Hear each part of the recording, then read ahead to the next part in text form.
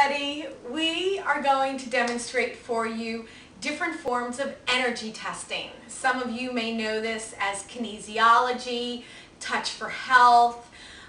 If you're an energy medicine practitioner, you probably use these techniques on a very advanced level, but we are going to show you how to use them on a daily basis for your daily life. Now, the first thing we're going to show you is what's called a general energy test. Now, I would just like to say one thing, that energy testing is essentially talking to your body.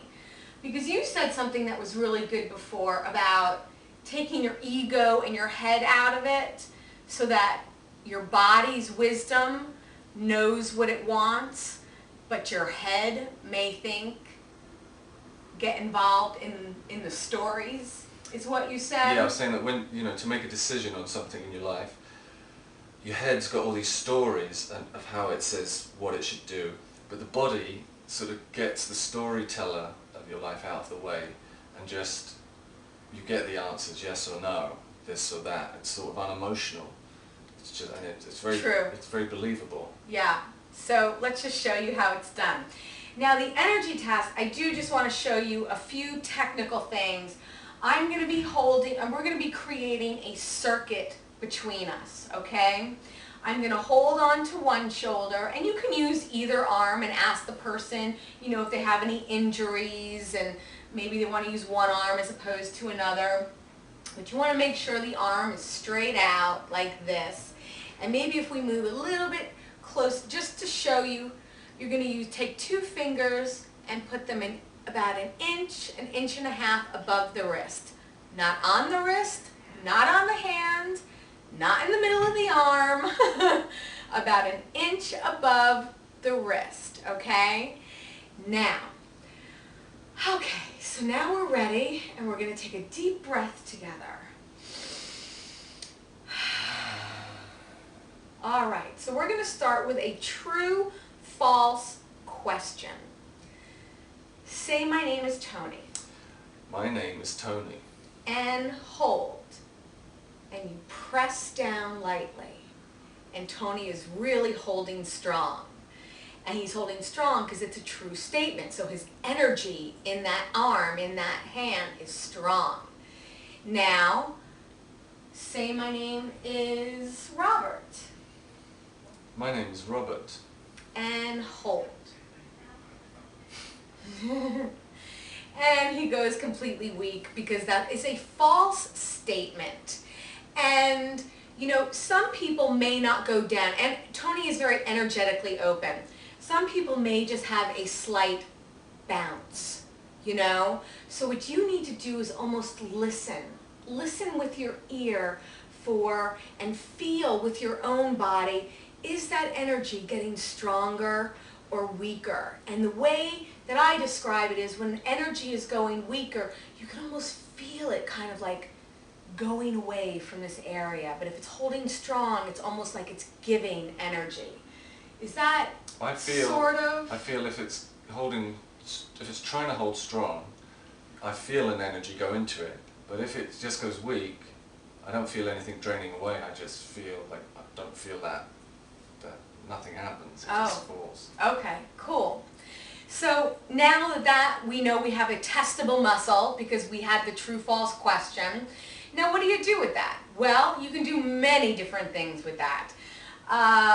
For instance, let's say Tony has a party to go to tonight, okay? And Tony's going to say, should I go to that party tonight? Should I go to this party tonight? And hold. Okay, so he went weak. Doesn't seem like going to the party is necessarily a good idea. Why don't we try doing do you need to do any energy medicine exercises? Do I need to do any energy medicine exercises? And hold. And I'm pushing hard. Tony needs to do some energy medicine exercises. Now, you can use that in any which way possible. I've actually known parents who, have kind of brought their children up to energy test, and they'll say, all right, or should you go sleep over at Abby's today and, you know, they'll do the energy test and it'll go down, you know, or should I go to this concert tonight? You can ask any yes or no question that you want to. Should I go to this meeting? Should I make this phone call? Whatever it is. Okay, so that is general energy testing. Now we're going to get to something really important. We're going to do the spleen test. Now this is going to test to find out what it is your body's internal wisdom knows that it needs, because our spleen processes everything that we ingest. So sometimes, stand straight, for this test you're going to have the person hold their arm so that their thumb is facing their thigh, and again you're going to hold in the same area except for holding on the top. You're going to hold on the side of the arm about an inch above the wrist, holding here, and again we're going to start with seeing if we can get a testable muscle. So I'm just going to say hold. Great. So Tony has a really nice, strong spleen. So let's say, now I know that Tony really likes sugar. So I am going to give him some candy corns to hold over his solar plex. Okay. Hold them and hold. And so Tony's body is saying, no candy corns. Sorry. Now let's hold some green vibrance. Okay. And hold. Oh, and he's really strong. Now what's really interesting is, here, hold this away from your body for a second. I'm going to weaken his spleen by fluttering over the spleen lymphatic area and say hold. Okay, so I weaken him, so now he's weak. So now we're going to try the test again and find out, in a weakened state, is this food actually going to strengthen him? Let's find out. Okay. Now hold. Yes, that was really strong. So that means that it's going to really strengthen him. So that is good news. And you can do that with anything. It's actually really interesting. I've got some vitamin C here because, you know, sometimes we over-medicate ourselves. So let's say Tony needs some vitamin C, or he wants to take some vitamin C. Hold one over your solar plex, okay? Now we're going to see how Tony's body feels about taking one vitamin C. And hold. Okay, he held really strong. Now let's see how his body feels about taking two. So I want you to hold two in your hand, and we're going to say hold. So he went weak. So his body's saying, I don't need two. So with all the, you know, if you're on any serious medication, I'm not telling you not to take it. Always consult your doctor. But with certainly vitamins and supplements you have around the house, this is a really good thing to do. Mm-hmm. Now, let's say that you don't have a partner around to try and help you with this spleen test. Now I'm going to show you self-testing. And the first really fantastic one is called Becoming the Human Pendulum. Okay? So, what I am going to have you do, Tony, is hold this over your hand with both hands, elbows at your side. You're going to take a deep breath in as you completely clear your mind and see if your body falls in any way. And it didn't. Oh, it did. Okay. Sometimes you have to give it time. I was rushing it a little bit there. If your body falls forward, it is good for you. If your body falls backwards, it is bad for you. If it falls to the side, you're kind of in between. Now, did we test the candy corns already? We did with the spleen test, but let's try it with the body test. Okay. Being the human pendulum. Elbows at your side. Take a deep breath in. Really clear your mind. And let your body fall where it may.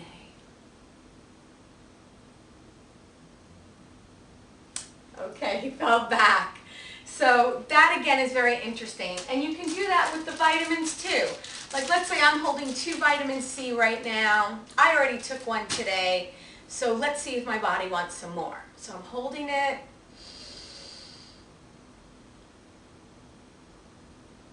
Oh, I went to the side.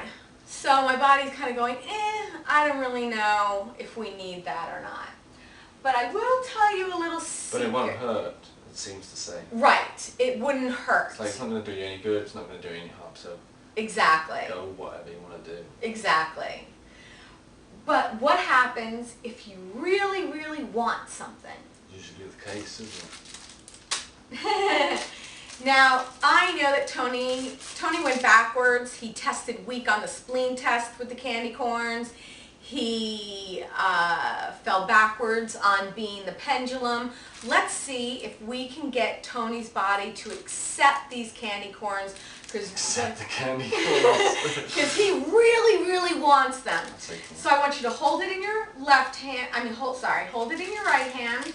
With your left hand, do figure 8s over it. And you have the intention that you're clearing out any negativity in that food that may harm you. And now you're going to switch hands. And now you have the intention that you're balancing it. You are making it so that this food is going to go through you and not harm you whatsoever, and you're balancing out the energy of that food, because figure 8s are extremely healing. Now try the human pendulum again. Holding it up. Take a deep breath in. I already won. But okay. So sometimes if you really want that slice of pizza, or you really want that, see, he's going for the candy corns. Can I have one? You can have one after we're done with it. Okay, well, there he goes. Okay. Right. Must have treats. Must have treats. Okay, now we're going to show you 2 other ways to do self-testing. Let's say you're at a restaurant. Okay, Tony and I are at a restaurant now. And I would like some pizza. So what I would do is hold the menu in front of me. Tony will hold the menu in front of me. And what we're going to first do is make sure you have a testable leg. What you're doing is essentially lifting a leg, pressing down, and it's really strong. So I'm going to hold my hand hold my finger over the pizza, and no one in the restaurant needs to know you're doing this because you're going to be doing this under the table. And I'm going to hold that. I'm not saying it's okay for me, but let's say I'm a vegetarian. Let's say that I said, oh, maybe I'm in the mood for a burger, maybe I'm going to cheat. Oh, and it goes right down. I can't even stop it. So you give that a try, Tony.